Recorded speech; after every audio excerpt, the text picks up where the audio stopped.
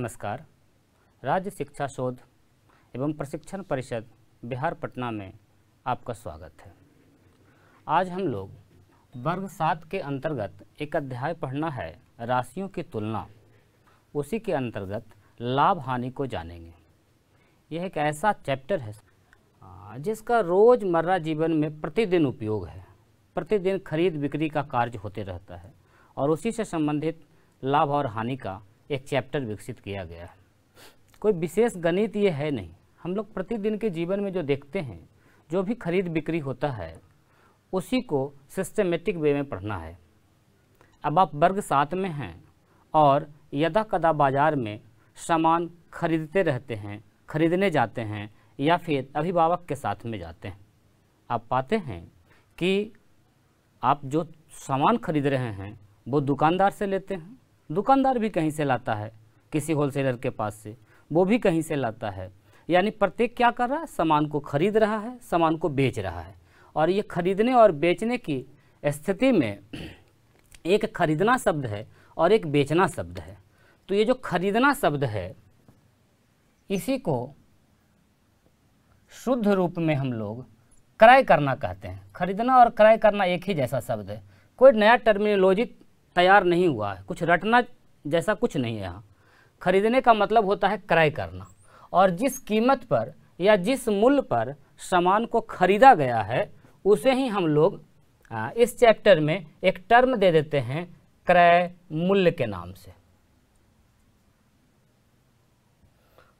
अंग्रेजी में इसके लिए कॉस्ट जैसा शब्द का उपयोग होता है, कॉस्ट प्राइस कहते हैं हम लोग। कॉस्ट का यदि सही हिंदी आप ढूंढेंगे डिक्शनरी में तो उसका मतलब लागत से है। लागत मतलब कोई भी सामान आप खरीद रहे हैं उसमें कुल कितना लागत लगा है। एक्चुअल में यहाँ थोड़ा सा समझने की ज़रूरत है। आप कोई सामान खरीदे हैं और उसमें एक्स्ट्रा कुछ खर्च करना पड़ा है, अलग से पैसा लगाना पड़ा है, लाने में भाड़ा लगा है या लाने में कुछ टूट फूट हो गया है, तो ये सारा जो खर्च है सब का सब क्रय मूल्य पर ही पड़ता है। खरीदने के अलावे जो मूल्य है ऊपर का, उसे हम लोग ऊपरी व्यय भी कहते हैं। ऐसे शब्द से डिनोट करते हैं। बहुत बड़े बड़े शब्द नहीं हैं और इस शब्द के जाल में आपको नहीं फंसना है। आपको समझना ये है कि ऊपरी व्यय का क्या मतलब है, ऊपर से जो खर्च हो रहा है। आप सिंपली बाजार गए हैं कोई भी सामान लाने के लिए, तो लाने में भाड़ा लगेगा, यदि कुछ गिर गया, टूट फूट गया, तो सबका हिसाब किताब आपका इसी क्रय मूल्य पर पड़ता है। जिस मूल्य पर आप खरीद रहे हैं उसको तो क्रय मूल्य कहेंगे, लेकिन वास्तविक मूल्य कौन सा हो गया, क्रय मूल्य के अलावे जो भी ऊपरी मूल्य लगा है सबको जोड़ करके। इसके अलावे एक बात होता है बेचना। दो प्रकार की बातों से आप पूर्व से अवगत हैं, खरीदना और बेचना। तो जो खरीदने वाला था उसे तो क्रय मूल्य कह दिए हम लोग, और जो बेचने वाला है उसे विक्रय जैसे शब्द से जानते हैं हिंदी में। तो बेचने वाले मूल्य को बेचने वाला मूल्य कहिए या फिर उसी को थोड़ा सा सुधार करके विक्रय मूल्य कह दीजिए। विक्रय मूल्य मतलब बेचने वाला मूल्य, कुछ भी नया नहीं है। इसे बेचने वाले मूल्य भी आप कह सकते हैं। अंग्रेजी में इसको कहा जाता है सेलिंग प्राइस। सेलिंग प्राइस यानी जिस मूल्य पर किसी सामान को बेचा गया है उसे हम लोग विक्रय मूल्य कहते हैं। तो दो प्रकार का यहाँ मूल्य है, क्रय मूल्य और विक्रय मूल्य। जैसे हम आपको क्रय मूल्य में बताए कि क्या होगा क्रय मूल्य, जितना में आप खरीदे, जितना ऊपर से खर्च किए, वो सारा जोड़ जाड़ के जो हुआ वो क्रय मूल्य हो गया। विक्रय मूल्य क्या होगा, जिस मूल्य पर सामान को आपने बेचा। लेकिन विषम स्थिति में सामान बेचने के लिए भी कभी कभी कमीशन, टैक्स वगैरह देना पड़ता है। वो सब छाट छूट के जो आपके पास शुद्ध रूप से आया उसे ही विक्रय मूल्य कहेंगे। वो बात की बात है। फिलहाल हम लोग इसी पर चलते हैं, क्रय पर और विक्रय पर। आप वर्ग 7 में पढ़ रहे हैं और इतना तो जरूर जान रहे हैं कि कम में खरीद के यदि ज़्यादा में बेचा जाए तो उस स्थिति में क्या होगा, लाभ या हानि, खुद से तय कीजिए। हाँ, सही समझ रहे हैं आप। यदि कम में खरीद करके अधिक में बेचा जाए तो उस स्थिति में क्या होता है, लाभ होगा। यानी लाभ की स्थिति कब है, खरीदने और बेचने का मूल्य यदि आप समझ गए हैं तो लाभ की स्थिति कब होगी, आप खुद से तय कीजिए। जब क्रय मूल्य विक्रय मूल्य से बड़ा होगा कि छोटा होगा? बिल्कुल, कम में खरीदेंगे, अधिक में बेचेंगे। यानी जब क्रय मूल्य कम होगा और इसके बेचने का मूल्य अर्थात विक्रय मूल्य अधिक होगा तो इस स्थिति में लाभ होगा। इसी का उल्टा, इस चिन्ह से आप लोग पहले से परिचित हैं, जिधर मुंह खुला उधर बड़ा के लिए लिखते हैं, इधर छोटा के लिए। इसी का ठीक अपोजिट यदि कर दें, यदि विक्रय मूल्य बेचने का ही मूल्य कम हो जाए, खरीद के लाए हैं ज़्यादा में, अब ये एक मार्कर है, इसको हम खरीदे हैं 10 रुपये में और बेच दे रहे हैं 8 ही रुपये में, तो क्या हो जाएगा? पढ़ने की कोई ज़रूरत नहीं है, कोई गणित नहीं है, स्पष्ट दिख रहा है कि इस स्थिति में आपको लॉस हो जाएगा, जिसको हम लोग हानि कहते हैं। हानि को अंग्रेजी में लॉस कह रहे हैं और लाभ को क्या कहते हैं? प्रॉफिट कहते हैं। लॉस किस स्थिति में होगा? जब क्रय मूल्य यानी खरीदने वाला मूल्य ही अधिक हो जाए, बड़ा हो जाए और बेचने वाला मूल्य विक्रय मूल्य कम हो जाए, तो इस स्थिति में हानि हो जाएगा। बहुत सही समझा आपने। तो अभी तक हम लोगों ने 4 टर्म समझे हैं, 4 पद। क्या क्या? खरीदने का मूल्य क्रय मूल्य, बेचने का मूल्य विक्रय मूल्य, लाभ की स्थिति और हानि की स्थिति। कितनी होगी लाभ हानि? खरीदने और बेचने के बीच का जो डिफरेंस है, जो अंतर है, उससे ही तो हम लोग लाभ या हानि के रूप में जानते हैं। इसमें कोई विशेष फॉर्मूला रटने और लिखने की ज़रूरत नहीं है। आपको बस ये समझना है कि कोई सामान आपने 8 में खरीदा है और 10 में बेच दिया है। 8 रुपया तो आपका लागत है और बेच के आपको मिला है कितना? 10। तो जो बीच का डिफरेंस है 2 रुपया, वही आपका क्या हो जाएगा? लाभ हो जाएगा। और लोग इसी को कहते हैं कि लाभ कैसे निकलता है, तो विक्रय मूल्य में से क्रय मूल्य को घटा दीजिए। कोई फॉर्मूला नहीं है, तो जस्ट समझने की बात है। और आप इतना समझते हैं तो लाभ की स्थिति के लिए आप चाहें तो लिख भी सकते हैं, नोट भी कर सकते हैं, ऐसे कोई विशेष आवश्यकता नहीं है। कब होता है लाभ? जब विक्रय मूल्य बड़ा होता है, क्रय मूल्य छोटा होता है। तो विक्रय मूल्य में से हम लोग क्रय मूल्य को क्या करेंगे? घटा देंगे। विक्रय मूल्य माइनस क्रय मूल्य। क्यों घटाया? अभी बता रहे थे कि अंतर या डिफरेंस जो होता है वो कैसे निकलेगा? घटा के ही तो निकलेगा। अंग्रेजी में भी आप इसको लिख सकते हैं, selling price minus cost price, ऐसे करके। और ठीक इसी का उल्टा, लाभ की जगह पर अगर हानि आपको ज्ञात करना है तो हानि कैसे ज्ञात होगा? ठीक इसका उल्टा, क्रय में से विक्रय को घटा दीजिए। क्रय मूल्य माइनस विक्रय मूल्य। इस प्रकार से लाभ और हानि ज्ञात करना हम लोग सीख गए हैं। आइए छोटे छोटे उदाहरण देखते हैं, बहुत हल्के हल्के उदाहरण देखते हैं। जैसे आपने क्या किया है? एक साइकिल खरीदा है। आपने एक साइकिल परचेज किया है, खरीदा है। कितने का खरीदा? मान के चलिए आपको 1500 रुपये का वो पड़ा। क्रय मूल्य जो है आपका वो 1500 रुपया है। लेकिन कुछ कुछ स्पेयर उसका ख़राब था, सामान उसका ख़राब था। तो आपने क्या किया कि 300 रुपया उस पर खर्च किया, ऊपरी व्यय किया बनवाने के लिए, ऊपरी व्यय किया यानी एक्स्ट्रा खर्च किया। कितना? 300 रुपया। 1500 में खरीदा, 300 रुपया और खर्च किया। अब आप सोचिए आपको टोटल कितना लागत लग गया, कॉस्ट कितना लग गया, क्रय मूल्य कितना हो जाएगा वास्तविक में इसका? हम उसको कह सकते हैं वास्तविक क्रय मूल्य। हाँ सही कह रहे हैं आप, 15×3 1800। और आपने इसको बना करके फिर बेच दिया किसी को, और बेचने का जो मूल्य है, विक्रय मूल्य जो है आपको 2000 रुपया में साइकिल बिका।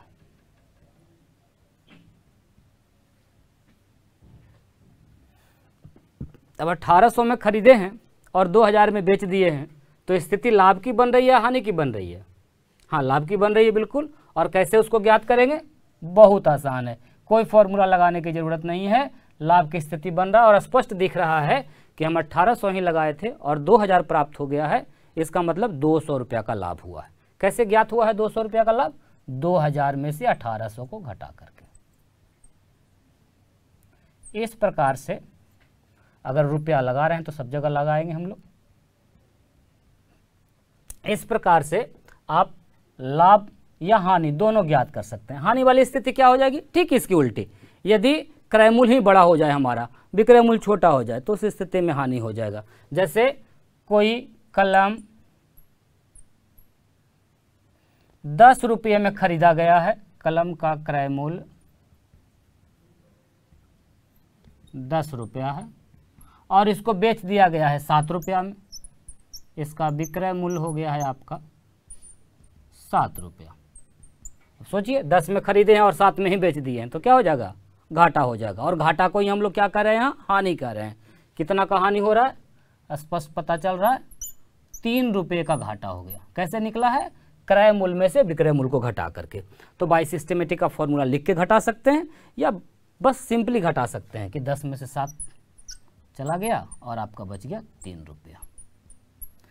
इस प्रकार अभी तक हम लोगों ने जाना है कि क्रय मूल्य क्या होता है, विक्रय मूल्य क्या होता है, लाभ की स्थिति कब बनती है, हानि की स्थिति कब बनती है और वो ज्ञात कैसे होता है। आइए अब हम लोग लाभ हानि से संबंधित कुछ उदाहरण देखते हैं, एग्जाम्पल देखते हैं। ऐसे तो प्रतिदिन रोज़मर्रा के जीवन में आप उदाहरण देख रहे हैं। जब भी आप कभी बाज़ार गए हैं, कुछ न कुछ खरीद रहे हैं, कभी कभी आपस में आप लोग एक दूसरे से सामान बेच भी लेते हैं, तो ये खरीदने बेचने का जो काम है यही तो लाभ हानि है। आपस में एक दूसरे का आप शेयर कीजिएगा, एक दूसरे से बात कीजिएगा कि आप गए बाज़ार तो क्या खरीदे, अनुमान लगाइएगा कि दुकानदार वो कितना में लाया होगा, कम में या अधिक में। आइए उससे संबंधित हम अभी कुछ बोर्ड पर एग्जाम्पल्स करते हैं। तो अपने पास कुल मिलाकर कितने टर्म्स बने थे, पद बने थे, याद होगा आपको। एक क्रय मूल्य जैसा कुछ बताए थे, खरीदने वाला मूल्य, और एक क्या था, विक्रय मूल्य। और जब खरीद या बिक्री हो जाएगी तो कुछ ना कुछ तो होगा, या तो लाभ होगा या हानि होगा। और ऐसी भी स्थिति बन सकती है कि जब ना लाभ हो ना हानि हो। ऐसी स्थिति कब बनेगी, जितना में सामान खरीदे हैं अगर उतना ही में बेच दें तो उस स्थिति में क्या होगी, न लाभ न हानि। फिलहाल हम लोग यहाँ भी चर्चा कर रहे हैं लाभ या हानि की। तो कुल मिलाकर के 3 पद हैं, क्रय मूल्य, विक्रय मूल्य और लाभ या हानि। और कभी कभी किसी किसी स्थिति में क्रय मूल्य के साथ ऊपरी व्यय भी आ जाता है। सब में नहीं आता है, किसी किसी स्थिति में आ सकता है ऊपरी व्यय। ऊपरी व्यय का क्या मतलब है, ऊपर से जो खर्च किया गया है, लाने में कुछ टूट फूट हो गया, उसको बनाना पड़ गया, भाड़ा लगा, ये सारे खर्च को हम लोग ऊपरी व्यय कहते हैं। आइए कुछ स्थिति से हम लोग इसको समझते हैं। अब इस 3 पद में से यदि कोई भी 2 पद दिया रहे आपको, तो आप तीसरा आसानी से निकाल सकते हैं। जैसे स्थिति नंबर 1 पर चर्चा करते हैं। कोई सामान 525 रुपये में खरीदी गई है और उसको 600 रुपया में बेच दिया गया। रुपया भी आप लिख सकते हैं। कोई ऊपरी व्यय नहीं है, 0। तो इस स्थिति में लाभ हो रहा है या हानि हो रहा है, आपको स्पष्ट पता चल जाएगा। हाँ, 525 में खरीदे हैं, 600 में बेच रहे हैं, तो अधिक में बेच रहे हैं, तो इस स्थिति में क्या हो जाएगी, लाभ। आपको खुद से करना है, ऐसे हम एक कर दे रहे हैं। 600 में बेचा गया, 525 क्रय मूल्य है, तो लाभ या हानि कैसे निकलेगा, 600 में से 25 घटा करके। आप बगल में कहीं आराम से कॉपी पर बना लीजिएगा और बना करके यहाँ पर भरना है। कितना रुपया आ रहा है, सही उत्तर निकाल में आप 75 रुपया आएगा। ये क्या हो रहा है, 75 रुपया, लाभ या हानि, लाभ। तो आप बगल में दर्शा सकते हैं कि ये प्रॉफिट हुआ है, लाभ हुआ है। इस प्रकार से बहुत सारी स्थितियां हैं जिसमें आप 3 में से कोई भी 2 पद दिया रहेगा तो आप आसानी से ज्ञात कर सकते हैं। कुछ स्थितियां हम और लिख दे रहे हैं। जैसे अगली स्थिति में है कि वस्तु को, किसी भी सामान को 720 रुपये में खरीदा गया है और उस पर 60 रुपये का लाभ लिया गया और लेके बेच दिया गया। ऊपरी व्यय हम लोग 0 मान रहे हैं, कोई खर्च नहीं हो रहा है। अब देखिए इसमें विक्रय मूल्य ही गायब है, कैसे ज्ञात होगा, आप खुद पर लीजिए। कोई भी सामान आपने खरीदा 720 में और आपको लाभ कितना का चाहिए, 60 रुपये का, यानी 60 रुपया आपको अधिक में बेचना पड़ेगा सामान। तो 720 में खरीद करके यदि 60 रुपया लाभ लेना चाहते हैं तो आपको कितना में सामान बेचना पड़ेगा? 60 रुपया अधिक में। कैसे निकलेगा? अधिक का मतलब जोड़ना है हमको, तो 720 में 60 रुपया जोड़ देंगे। तो ये जो खाली स्थान अभी हम छोड़ रखे हैं इसको आपको भरना है। आइए आपके साथ मिलके हम भी भर लें। तो कितना हो जाएगा? 60 जोड़ लेंगे तो रुपये 780। अब इसी को लोग अलग अलग फॉर्मूले से याद करते हैं कि लाभ की स्थिति में क्या करना है, लाभ बराबर तो विक्रय मूल्य माइनस क्रय मूल्य। आप यदि समझ जाते हैं चीज़ों को तो रटने की ज़रूरत नहीं पड़ेगी। इसी से निकालते हैं लोग कि विक्रय मूल्य का भी एक अलग से फॉर्मूला रटते हैं। कैसे बनेगा? तो क्रय मूल्य के साथ लाभ को जोड़ करके। ऐसे तो बहुत सारे फॉर्मूले हो जाएंगे। फिर इसमें हो जाएगा कि यदि क्रय मूल्य निकालना रहे, खरीदने का ही मूल्य गायब हो, तो उस स्थिति में कैसे बनाएंगे हम लोग? विक्रय मूल्य माइनस लाभ।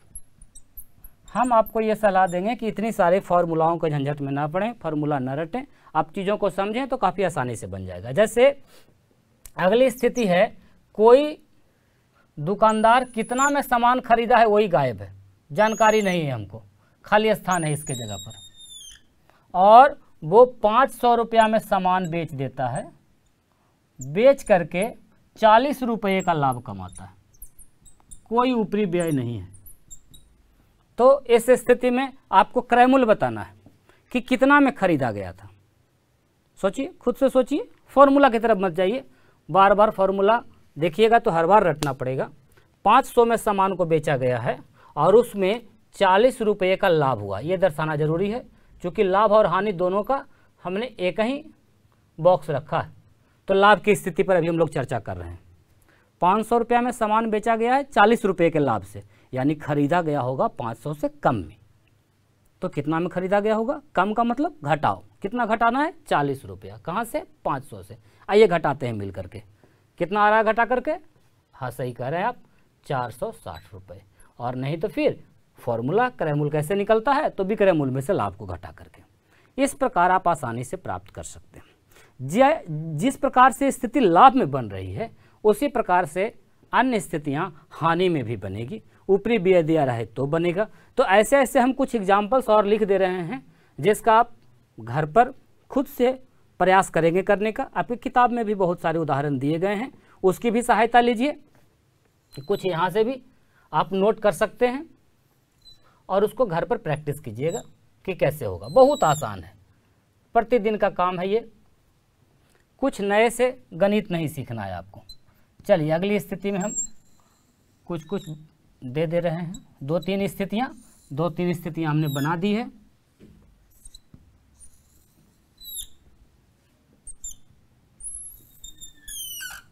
चलिए कुल 7 स्थिति बना दे रहे हैं।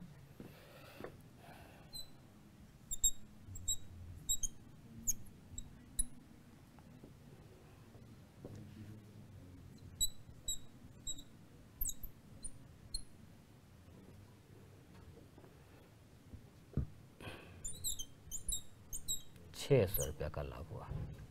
इस स्थिति में आपको ज्ञात करना है विक्रय मूल्य।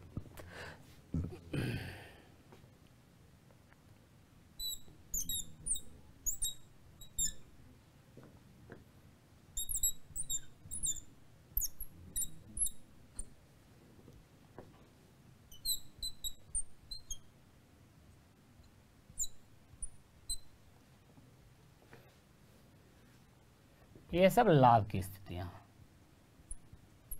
लाभ की स्थिति है। चलिए अब 2 हानि की स्थिति भी देख लें हम लोग।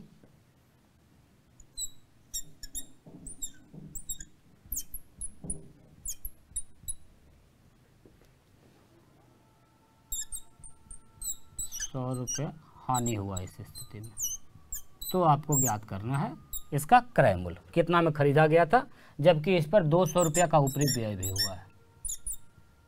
देखिए खुद से करके। आगे है क्रय मूल्य आपको दिया गया है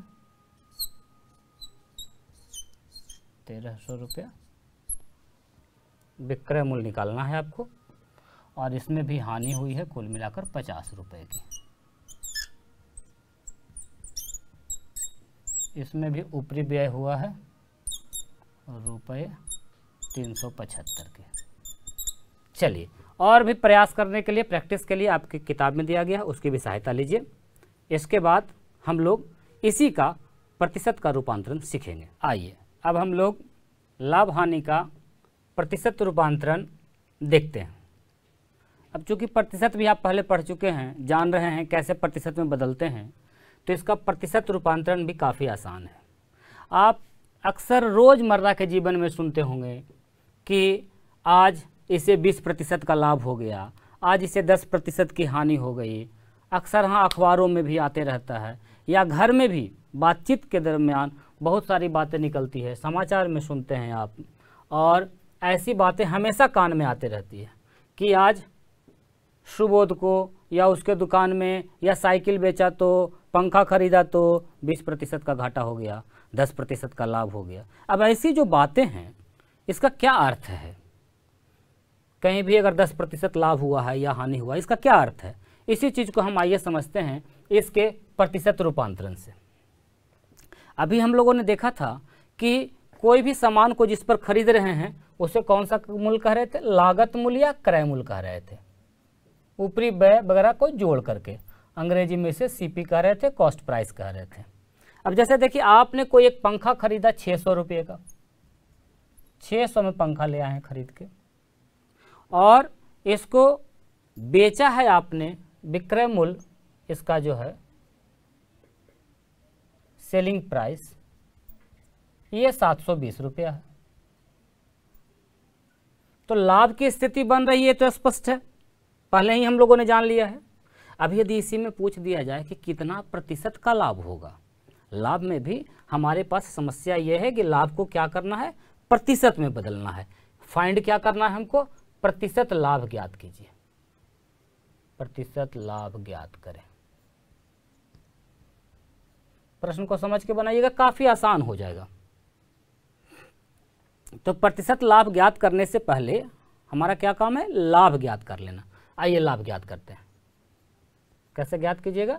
विक्रय मूल्य बड़ा है 720, बेचने का मूल्य खरीदे थे 600 में, बेचे हैं 720 में, स्पष्ट है कि 120 रुपये का लाभ हो रहा है।